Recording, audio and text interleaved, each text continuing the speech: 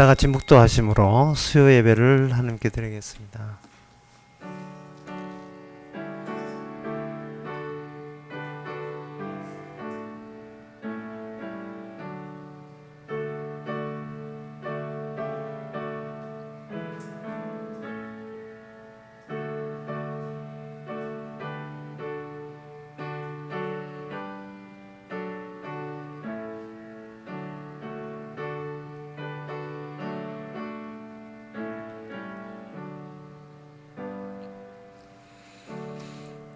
여호와께서 사람의 생각이 허무함을 아시느니라.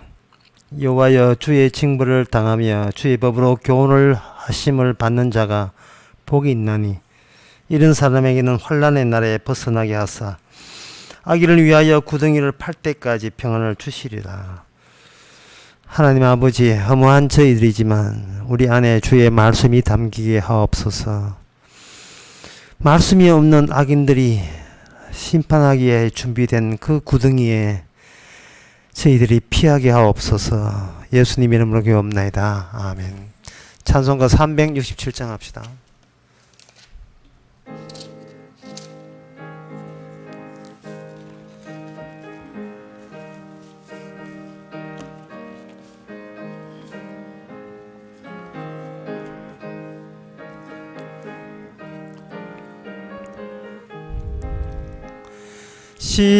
십자가를 내가 지고 주를 따라 가도다. 이제부터 예수로만 나의 보배 삼겠네. 세상에서 부귀영화 모두 잃어버려도 주의 평안 내가 받고 영생 복을 얻겠네. 주도 곤욕 당했으니 나도 곤욕 당하리. 세상 친구 간사하되 예수 진실하도다. 예수 나를 사랑하사 빛난 얼굴 베시며 원수들이 미워하나 염려할 것 없도다. 내가 핍박당할 때에 주의 품에 안기고 세상 고초 당할수록 많은 위로 받겠네. 주가 주신 기쁨에 기뻐할 것 무엇냐. 주가 나를 사랑하니 기뻐할 것뿐일세. 아멘. 이 시간 한 마음으로 기도합시다. 기도 제목은 내 행한 것 말고 주님이 주신 것을 바라보고 생각할 수 있도록 기도합시다. 자꾸 내 행한 것만 생각해 보면 남과 비교 대상이 됩니다. 그러면 스스로 근심과 분노를 자처하는 게 됩니다. 내가 열심히 행한 것 말고 주님이 거저 주신 것, 그게 귀한 줄 알아서 감사할 수 있도록 다 같이 기도합시다.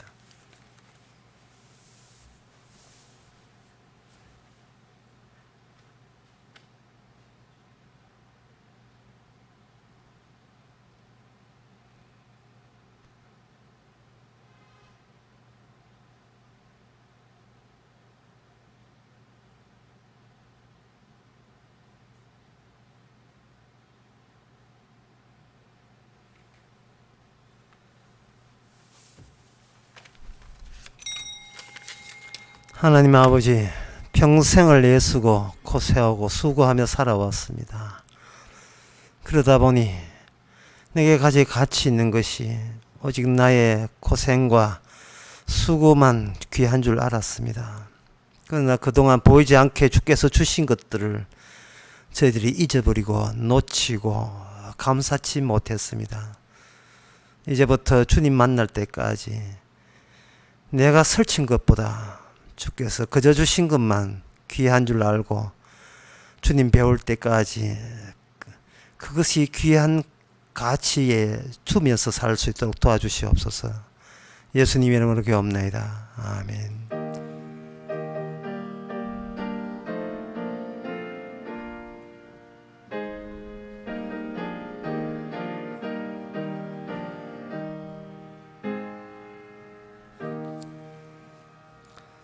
네, 하나님의 말씀 봅시다. 하나님의 말씀은 호세아 13장 15절에서 16절까지입니다.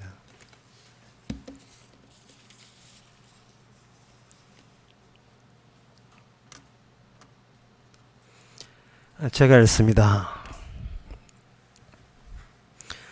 저가 비록 형제 중에서 결실하나 동풍이 오리니 곧 광야에서 일어나는 여호와의 바람이라. 그 근원이 마르며 그 샘이 마르고 그 적축한 바 모든 보배의 그릇이 약탈되리로다. 사마리아가 그 하나님을 배반하였으므로 형벌을 받아 당하여 칼에 엎드러질 것이요 그 어린 아이는 부셔뜨리우며 그 아이 뵌 여인은 배가 갈리우리라. 아멘. 오늘 본문의 주요 인물로 등장하는 것이 여기 사마리아라는 사실은 사마리아를 수도로 갖고 있는 나라, 이스라엘 중에서도 북쪽에 있는 나라 북이스라엘이 나옵니다. 눈에 보이는 나라죠. 역사적 근거를 갖고 있는 나라입니다. 그런데 또 여기 등장하는 분이 계신데 그거 15절에 보면 여호와의 바람이다. 여기 여호와가 나옵니다. 여호와는 눈에 보이질 않아요. 본에 보이지 않는 여호와와 눈에 보이는 이스라엘과의 만남. 여기서 우리는 하나님의 바람, 하나님이 일하시는 그 객관성을 눈에 보이는 이스라엘 나라의 변천을 통해서 파악이 가능합니다. 보통 신앙은 주관적이라고 하지만 성경을 보게 되면 주관적인 것은 이거는 변화가 돼서 그다지 믿을 게 없어요. 신빙성이 없습니다. 인간의 주관이라 하는 것은 나중에 세월 따라 기억도 사라지고 정신도 없어버리면 주관도 희미해지기 마련이죠. 그래서 성경을 통해서 늘 하나님 쪽에서 제시하는 것은 객관적인 증거입니다. 하나님이 있다면 그 하나님이 계시다는 객관적인 증거가 어디 있을까? 그렇다면 난 객관적인 하나님의 증거를 보고 난 하나님의 존재를 인정하고 믿겠다. 사람들은 그렇게 생각합니다. 그런데 그것이 사실은 객관성의 함정이에요. 왜냐하면 그 객관적인 그 사실을, 역사적 사실이야, 주로 역사적 사실, 문화유산도 포함되는데, 하나님에 의해서 조성됐다는 그 객관적 그 증거를 우리가 붙잡을 때에, 이게 함정이 왜 함정이 되느냐 하면, 그냥 붙잡지 않고, 다른 객관을 전제로 하고 붙잡습니다. 그 다른 객관이 뭐냐? 내가 여기 있다라는 사실이에요. 내가 여기 있는 내가 하나님이라는 보이지 않는 하나님의 객관을 내가 그것을 파악해서 그것을 인정하게 되면 보이지 않는 천국에 내가 들어갈 가능성이 높아진다. 누가? 객관적인 여기 있는 내가. 거울에 비치면 보이는 이 실제로 있는 내가. 실제로 있는 하나님과의 좋은 관계를 이루면 그 하나님이 있다는 실제 있는 하나님 나라에 갈 수 있다. 그렇다면 내가 하나님을 믿을 용의가 되어 있으니까 하나님 쪽에서 성의를 보여서 내가 믿을 만한 객관적인 증거를 제시 딱 해주세요. 마음 팍 열고 그 증거, 하나님 주신 증거를 받아들여서 제가 믿겠나이다. 우리가 이런 태도로 교회도 나오고 성경을 보기 일수지요. 그걸 가지고 뭐냐? 객관적인 경향성이라고 해요. 객관적인 경향성. 경향성이라 하는 것은 고유의 성격이 나오고 성질이 나오는 것을 경향성이라고 해요. 그러면 이것은 바로 함정이 된 이유가 그 문제. 나는 객관적으로 여기 있고 하나님 또 저기 계시다. 둘 다 있으니까 증거만 이렇게 일치되면 나는 하나님의 백성이 된다. 이러한 논리를 전가할 때에 뭐부터 따져야 되느냐 하면 내가 여기 있다는 것이 과연 있기는 있는 건가? 라는 생각을 해보셔야 돼요. 거울에 비친 내 모습을 보고 내 모습 저기 있네 할 때 거울에 비쳤으니까 난 여기 있는 것이 맞다고 할 때 그게 나의 경향성이에요. 이거는 진실도 아니고 진리도 아니에요. 객관성도 아닙니다. 내가 여기 있다는 것을 전제로 해서 내 눈이 그걸 확인하는 거예요. 그러니까 객관성이라 해도 내 주관성이 우선이고 그다음에 내가 여기 있는 것은 누가 뭐래도 이게 분명해. 이 꿈은 아니야. 이 째려보면 아파. 그러니까 꿈은 아니야. 여기 있는 게 맞아. 누가 뭐래도 내가 여기 있어. 라고 여기면서 여기 있는 내가 정말 객관적인 증거만 딱 쥐면 나는 신자 될 수 있고 이제 천국 갈 수 있다. 나를 이렇게 생각하는데 그거 틀렸습니다. 내가 여기 있는 게 아니에요. 그럼 뭐가 있는가? 바로 이스라엘 하나님의 계약서가 우리 먼저 있는 거예요. 하나님의 계약서. 하나님의 언약, 하나님의 계약, 하나님의 말씀, 하나님의 율법. 내가 있기 전에 먼저 언약이 먼저 있었고 그 언약을 언약대로 드러내기 위해서 우리가 잠시 이 땅에 태어난 거예요. 그렇다면 나보다 먼저 있는 그 계약서 뭐 집 거래할 때 계약서 있잖아요. 하나님이 제시한 그 계약서에서는 그게 객관적인데요. 그 계약서에서 나름대로의 경향성이 나와요. 나름대로의 성격이 나온다고, 성질이 나온다고요. 그러면 우리는 시작을 나는 여기 있다. 어떤 경우라도 나는 여기 있다. 난 부정 못해. 나는 이건 도저히 부인할 수가 없어. 라는 고집에서 나오는 나의 경향성이 있어요. 이 경향성이 둘이가 만나지를 않아요.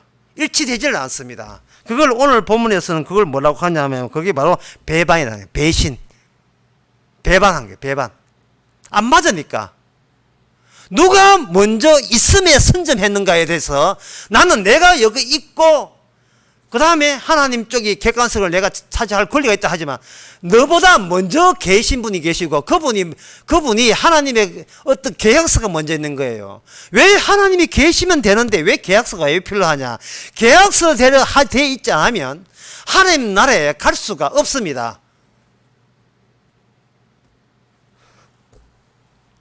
뭐 그냥 머리 들이민다고 여주는 데가 아니에요. 그렇다면 아예 지옥이라는 게 필요치 않지요. 하나님의 계약에 위반되지 않은 지옥 가는 거예요. 그러나 하나님의 계약에 합당한 사람, 그 사람만 계약에 합당하다는 때문에 의리라 여기서 그 사람은 천국 가는 겁니다. 우리가 고집 부린다고 될 문제가 아니에요. 넣어주세요 한다고 들어가는 게 아닙니다. 이 몸은, 이 존재는 못 들어가요. 계약서를 품고 있어야 들어갈 수 있습니다. 계약서를 품으려면 내가 먼저 있고 계약서를 취득하는 게 아니에요.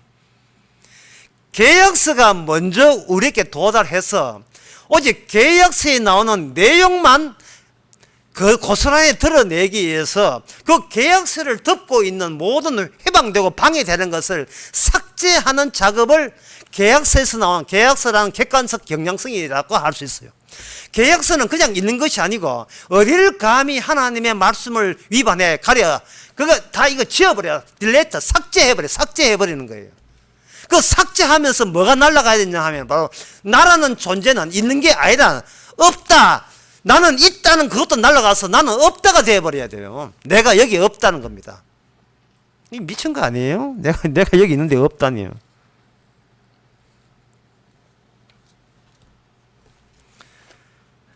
내가 여기 있는데 없다고 했을 때 이 말이 무슨 뜻인지 이해를 돕기 위해서 출애굽기 32장과 34장을 제가 잠시 소개해 드리겠습니다. 32장에 보면 모세가 하나님 만났습니다. 다른 백성은 못 만났어요. 하나님을 만나고 빈손으로 내려오지 않았습니다. 시내산에서 계약서를 들고 온 거예요. 두 돌판, 십계명이 적혀 있는 계약서를 들고 왔는데, 계약서를 한창 들고 오니까 땅 밑에서 머리가 가까이 오니까 무슨 소리가 들리는데, 무슨 소리냐 하면 애굽에서 섬기던 우상을 섬기던 그 소리가 들렸어요. 우상 파티를 열었단 말이죠. 그럴 때 모세가 뭘 했느냐 하면 들고 있던 계약서를 깨버렸습니다. 자, 들고 있는 계약서를 깨지시니까 계약서가, 온전한 계약서는 없어요.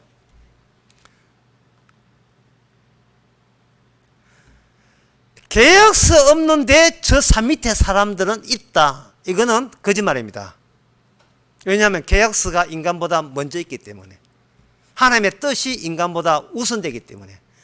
그래서 계약서가 깨지면 계약서는 없는 겁니다. 그러면 하나님 쪽에서 없는데 인간 쪽에서는 그들이 날라리 뛰고 아모로 파티를 열고 난리도 안 지게, 난리도 대단했지요. 축제 즐겼지요. 축제 즐기니까 그 사람들은 같이 댄스를 하고 춤을 추고 우상 섬길 때 서로가 서로를 보면서 네 거기 있고 나 거기 있고 둘이 손잡고 춤추자, 이게 충분히 객관적으로 보장이 된다고 생각하는 거예요. 그러나 계약서가 없는 입장에서, 계약서가 없음이 되면 이쪽에 있는 것은 전부 다 없음이 되는 거예요. 출애굽기 34장에 보면 여호와께서 모세에게 이르시되 너는 돌판 둘을 처음과 같이 깎아 만들어라. 그러니까 계약서가 있던 계약서가 인간의 범죄로 없어졌어요. 없어진 계약서가 모세를 그거를 근거로 해서 다시 계약서가 만들어집니다. 그러면 있으면, 하나님 보시기에 있으나 마나 하는 건 인간들은 객관적으로 없음이고, 하나님 보시기에는 백성이 없어요. 백성이 없으니까 백성 떼버리면 그냥 없는 거예요. 천국 갈 백성은 없는 거예요. 계약대로 될 사람은 없는 겁니다. 숫자는 많지만 여전히 없는 거예요.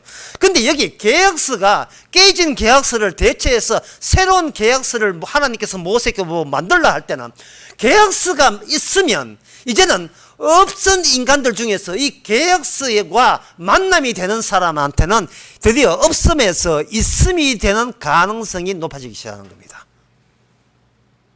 계약서의 만남.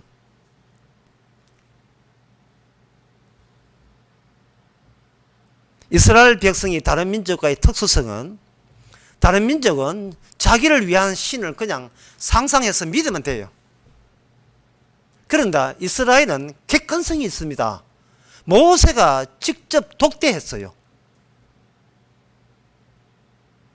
청와대 대통령이 있는데, 지금 청와대 대통령 지금 아마 휴가 갔을걸? 지금 근무 안 할걸? 청와대 대통령 지금 미국 순방 중일걸?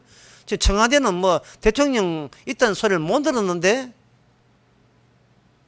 이렇게 할 때 세 사람이 한 10사람 있다가 지금 청와대 대통령이 있는지 없는지 막 논쟁이 벌어졌다 칩시다.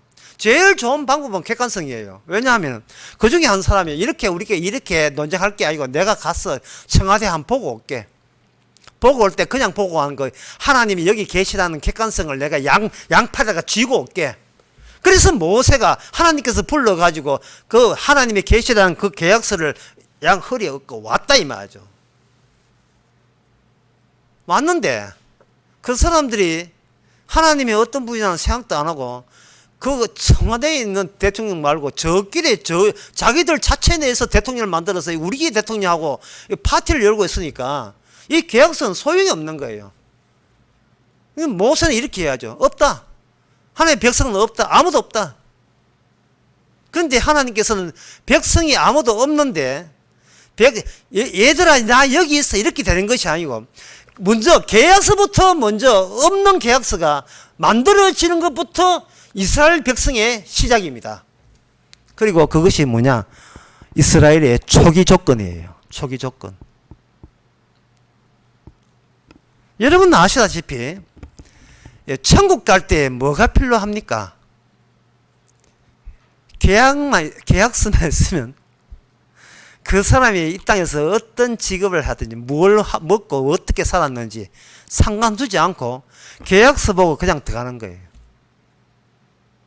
그것 때문에 예수님께 십자가에서 다 이루었다 라고 하실 때 양쪽에 누가 있었냐면 양쪽에 강도가 있었잖아요.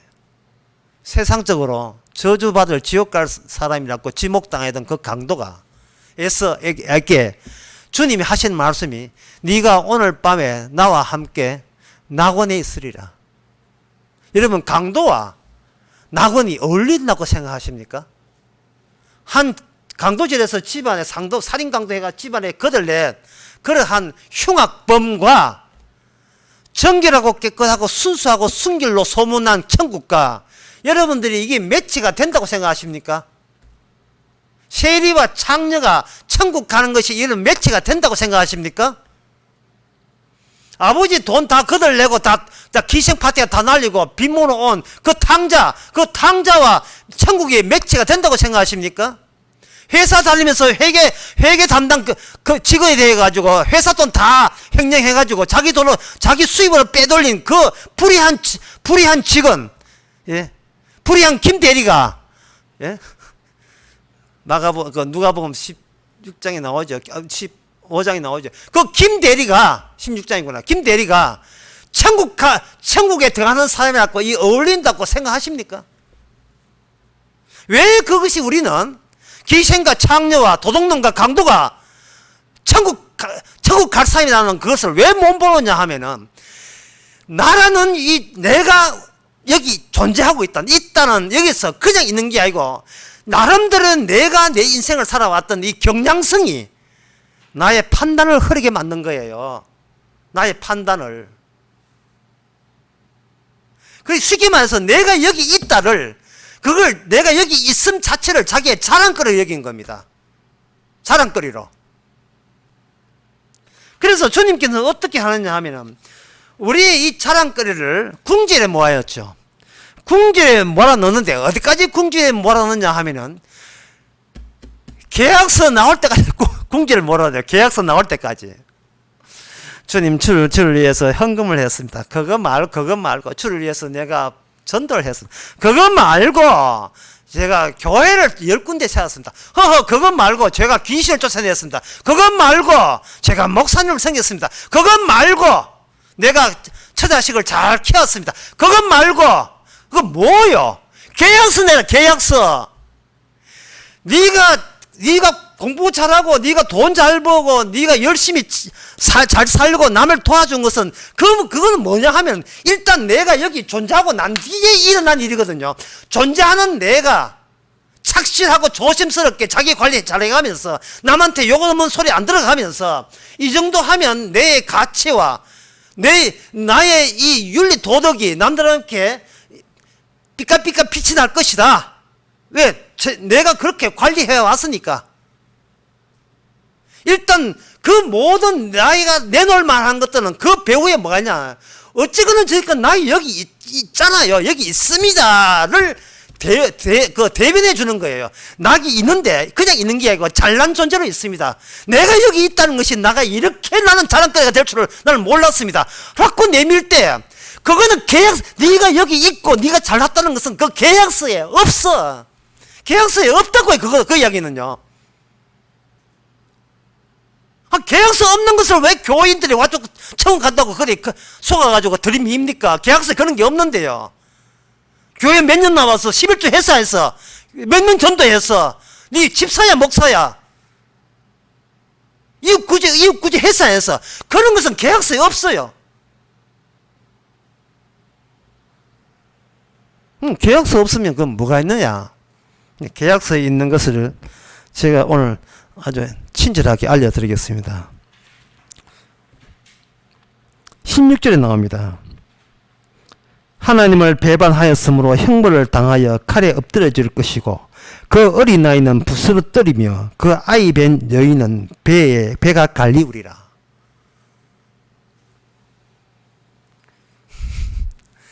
뭐가 계약서냐 하면 칼로 자기 그것도 임신한 배를 칼로 자르는 것이 계약서에 있어요.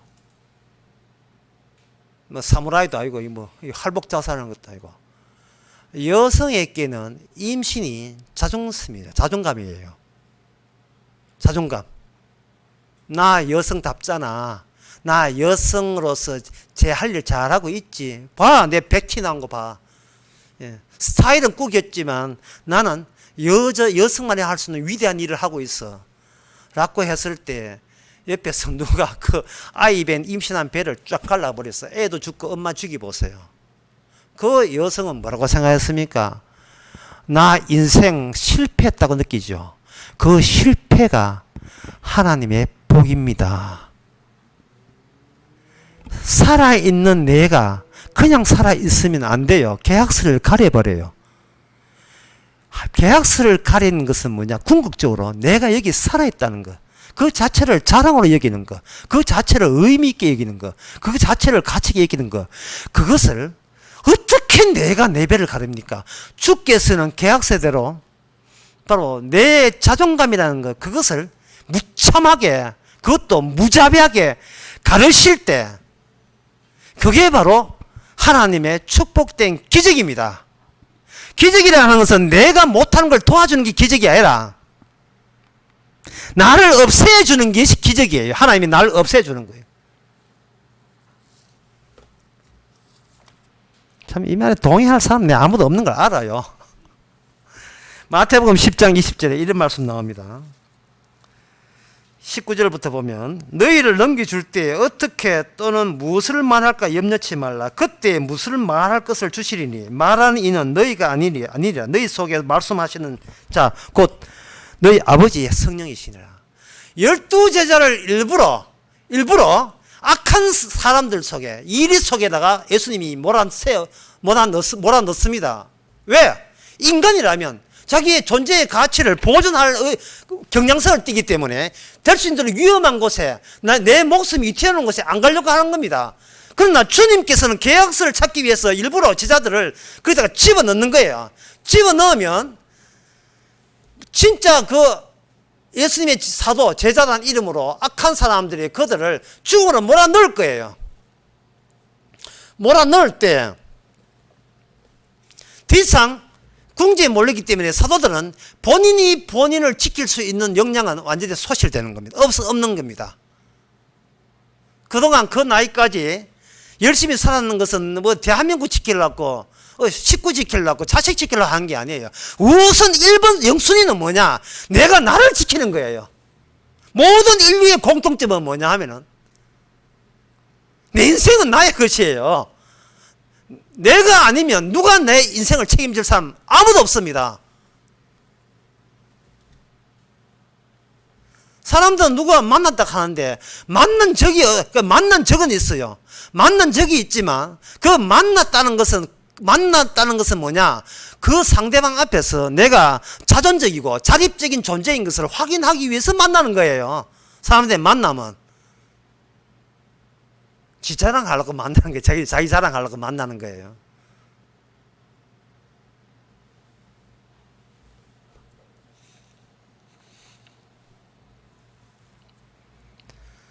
이 세상에 자기 눈으로 보게 되면 자기 가치를 높이기 위해서 자기보다 못한 사람들의 저질 행동을 즐거이 찾습니다. 즐거이. 뉴스나 신문 이런 걸 통해서 진짜 개차반같이 살아가는 인간들을 발견하고 그게 또 뉴스 끌어야 되고요. 저 인간은 죽어야 돼. 북한에서 내려와서 남한에서 살밥에다가 소고기 끼려주면 좋다고 있지. 무슨 폭행을 해가 그것도 걸리가지고 그것도 강화도 가가지고 지식이 좀 기가지고 또 북한에서 헤엄도 잘 쳐. 3km 헤엄쳐가지고 북한 이런 인간은 잘 됐다. 북한이 이런 인간은 북한에서 잘 관리해라. 이양 가지 그냥 가지 마. 코로나로 짐떡 짊어지고 개성에 가거라. 할 때 이건 의미는 뭐냐 하면은 세상에 저렇게 악한 인간이 있어요 라고 하거든요. 예수님의 의견은 달라요. 악한 일만 악한 일이 아니라 세상의 모든 일이 악하고 엄란한 일이에요. 이 세상의 모든 일이 예레미야 17장 9절에 보게 되면 만물보다 거짓되고 심히 부패한 것은 마음이라. 누가 너희 이 사실을 알겠느냐. 만물, 예, 박테리아 식구까지 포함해서 코로나, 예, 이 모든 걸 포함해서 그중에서 가장 심하게 추잡고 더럽고 지저분하고 역겨운 것은 인간이라는 겁니다. 인간이 가장 더럽다는 거예요.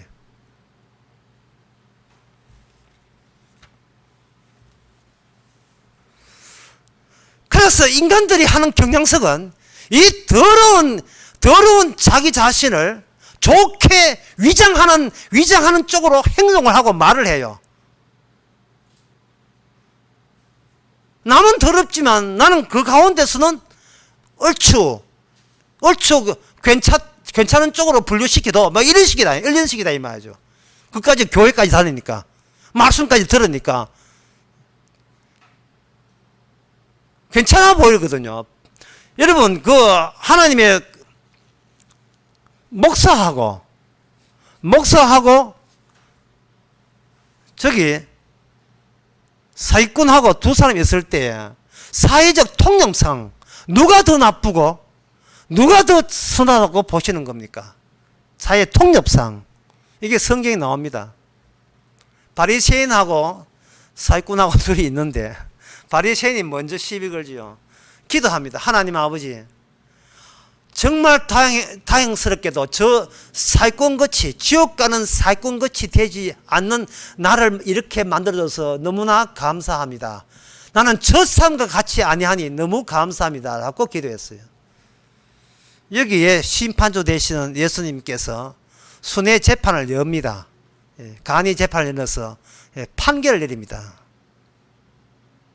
그런데 저 사기꾼은 뭐냐 하면은, 주님이여, 제가 할 수 있는 역량은 사기치는 그 방식이 내가 사는 방식이었습니다. 다시 말해서 악한 일로 인하여 지금껏 나는 살아왔습니다. 따라서 내가 사는 것이 아니고 악이 나를 우세했고 나를 지배했습니다.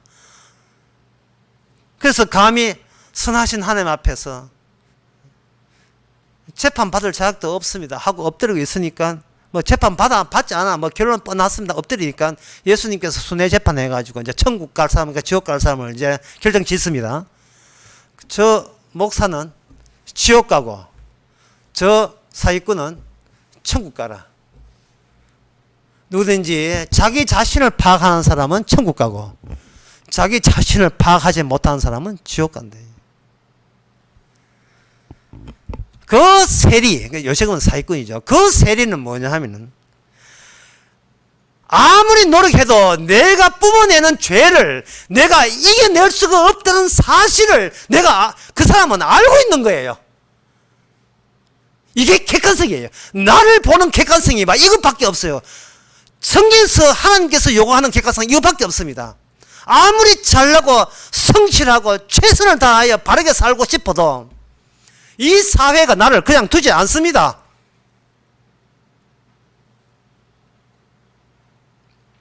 그러니까 주님이요, 주님의 계약서대로 저에게 심판해 주시고 제 임신한 배를 차마 나는 못 가르니까 주께서 갈라 주시옵소서.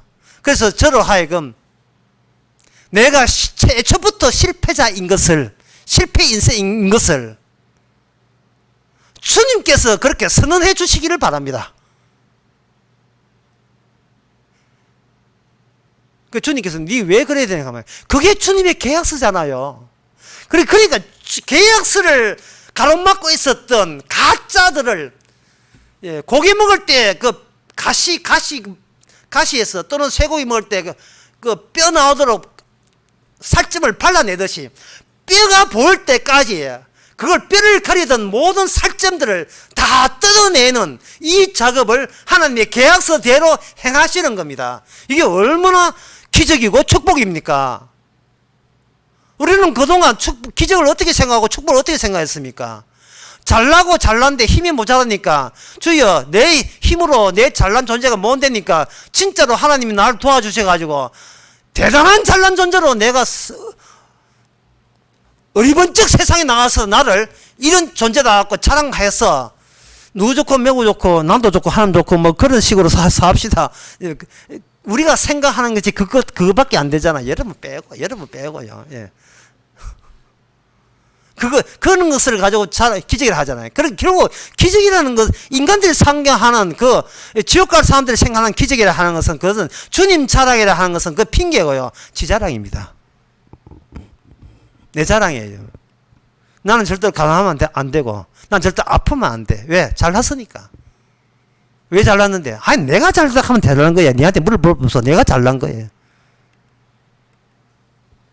주님께서는 이스라엘이 이렇게 아수르 나라에 무자비하게 당합니다. 칼로 엎드러질 거예요. 어린아이들은 칼로 엎드러지고 아이벤 여인은 칼로 하고 그 어린아이들은 부스터리어지고 자비가 없어요. 무자비한 거예요. 무자비. 잔혹한 처벌을 받습니다.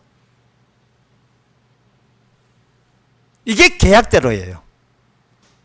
이게 하나님이 살아계신 하나님의 이 객관성입니다. 엉뚱한 객관성 찾지 마세요. 엉뚱한 하나님 찾지 마세요.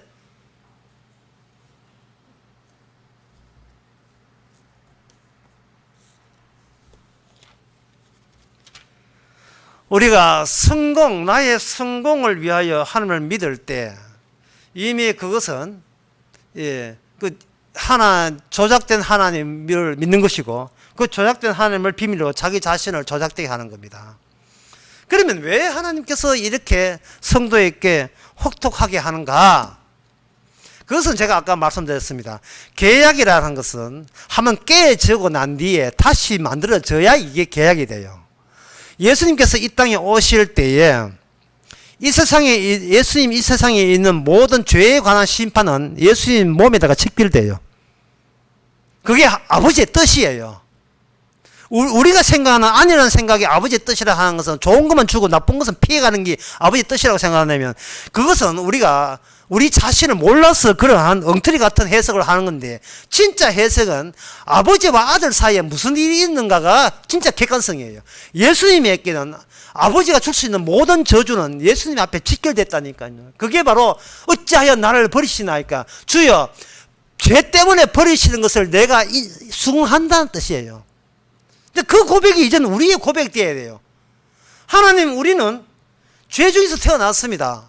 따라서 죄 중에 태어난 죄된 인간 하나님의 정당한 처벌대로 내리실 때에 참으로 하나님의 객관성은 죄에 대해서 봐주는 게 없음. 하나님께서 그대로 우리가 상상 이상의 그러한 지옥적인 처벌을 내리시는 하나님, 그것이 바로 진짜 살아계신 하나님의 손길이라는 사실을 알 수 있는 기회를 허락해 주시옵소서. 나는 없어져도 하나님만 계시면 그걸로 충분합니다. 그것이 나는 죽어도 하나님의 약속만 있다면 그걸로 오케이입니다. 이것이 바로 예수 그리스도께 나타난 진짜 하나님의 모습이에요. 거기 요한복음 1장에 이렇게 되어 있죠.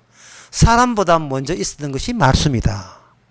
태초에 말씀이 계신다. 무슨 뜻일까요?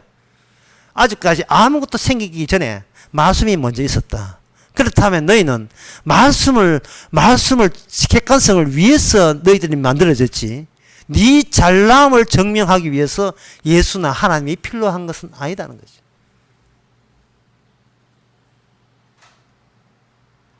그래서 하나님께 성도에게 어떻게 하냐, 그 계약이 줄 수 있는 모든 막다른 상황, 모든 상황을 우리에게 덮치게 합니다.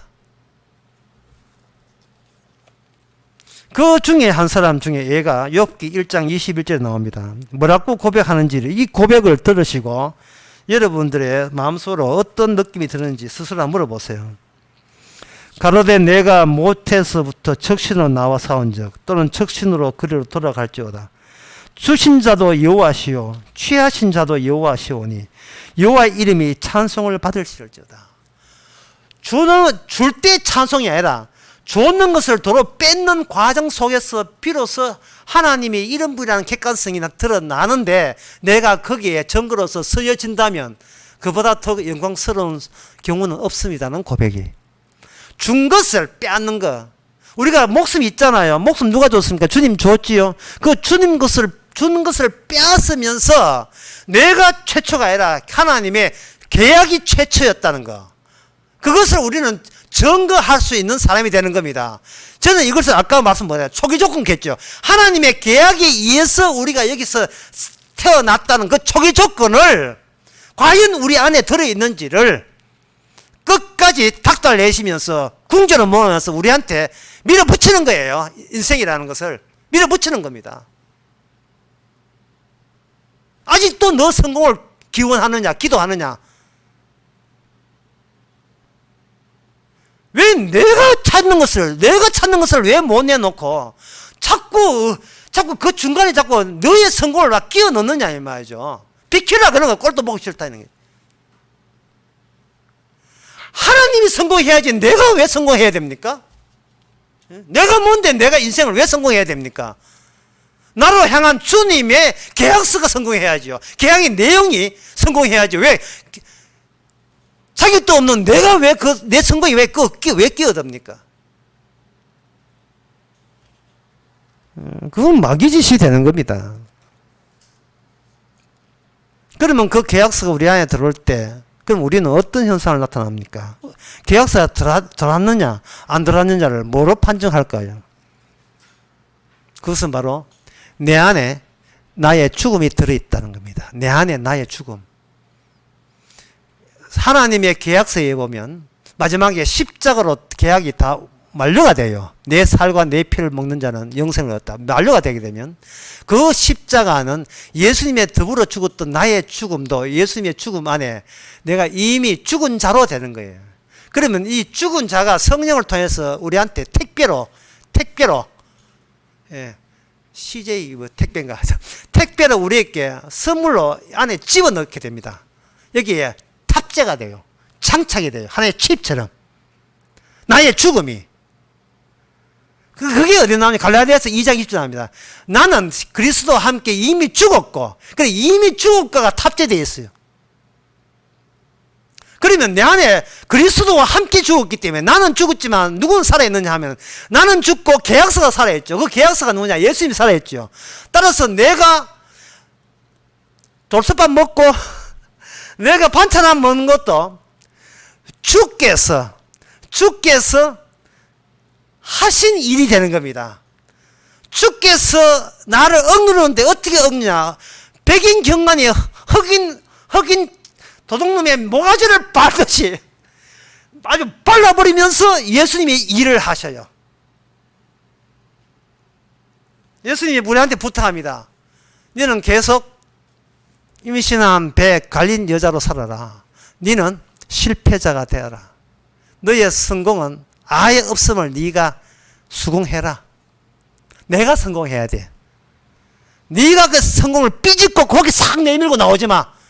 내가 두더지 게임으로 다 칠 테니까. 너는 이미 존재하지 죽은 자야. 죽은 자기 때문에 주님의 살아있음이 가리워지지 않는 겁니다. 그런데 만약에 나의 성공이 드러나게 되면 주님은 있으나 마나해요. 세상 사람하고 똑같아요. 지자랑하기 바빠요. 자기 자랑하기 바빠요. 이스라엘 있었어요. 하나님께 책망받는 것은 바로 하나님의 뜻과 계약과 저희들의 뜻이 달랐기 때문에 그렇습니다. 초기 조건이 없었던 거죠.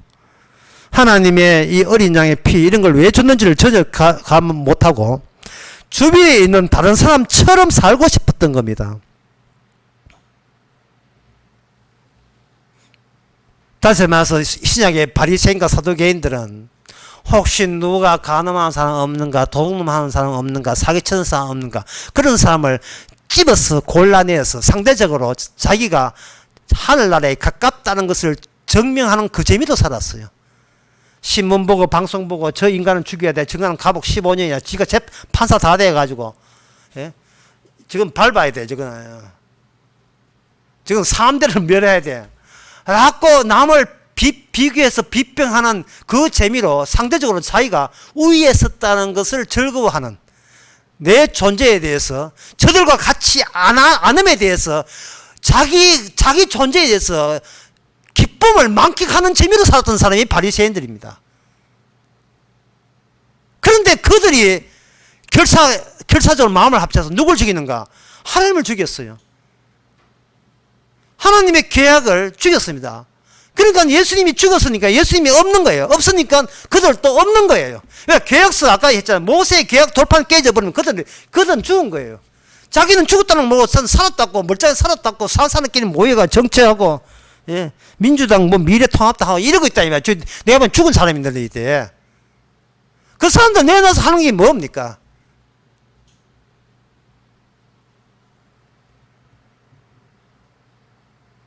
남을 사는 데서 자기가 더 살아가는 어떤 에너지를 얻으려고 해요.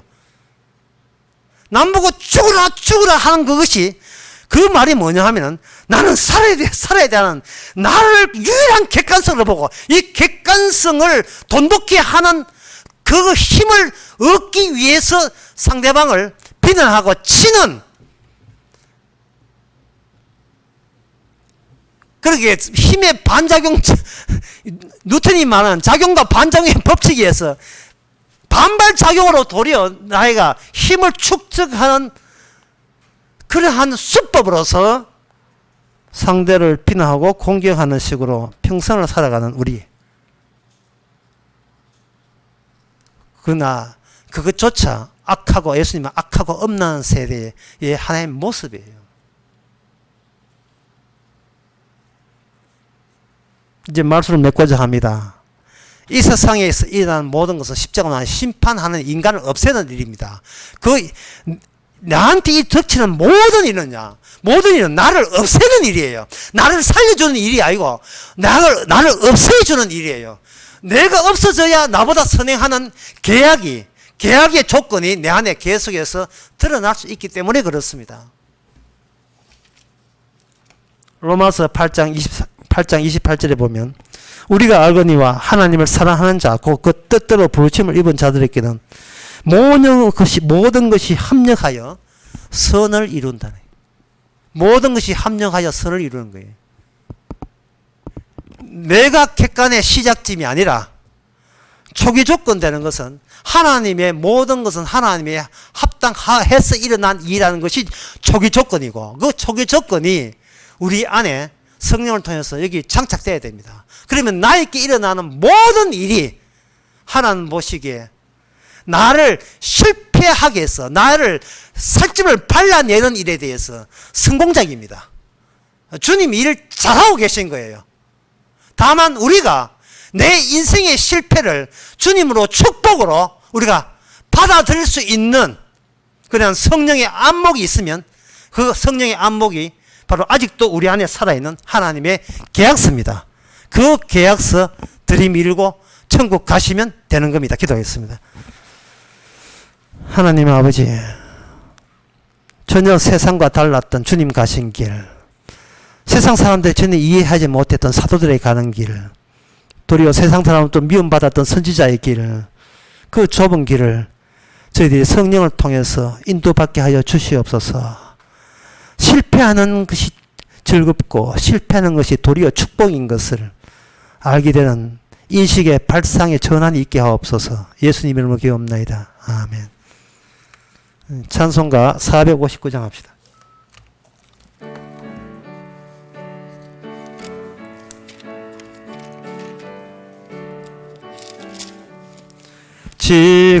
지금까지 지내온 것 주의 크신 은혜라. 한이 없는 주의 사랑 어찌 이루 말하람. 자나깨나 주의 손이 항상 살펴주시고 모든 일을 주 안에서 형통하게 하시네. 몸도 마음도 연약하나 새 힘 받아 살았네. 물 붓듯이 부으시는 주의 은혜 족하다. 사랑 없는 거리에 나 험한 산길 헤맬 때 주의 손을 굳게 잡고 찬송하며 가리라. 주님 다시 배올 날이 날로 다가와 무거운 짐 주께 맡겨 벗을 날도 멀잖네. 나를 위해 예비하신 고향집에 돌아가 아버지의 품 안에서 영원토록 살리라. 기도합시다. 지금은 우리 주 예수 그리스도의 은혜와 하나님의 크신 사랑과 성령의 충만하심이 죽었던 예수님을 계약대로 다시 살려내시는 그 하나님의 살아계심이 우리 안에 들어있는 모든 성도에게 주 이름으로 축원하나이다. 아멘.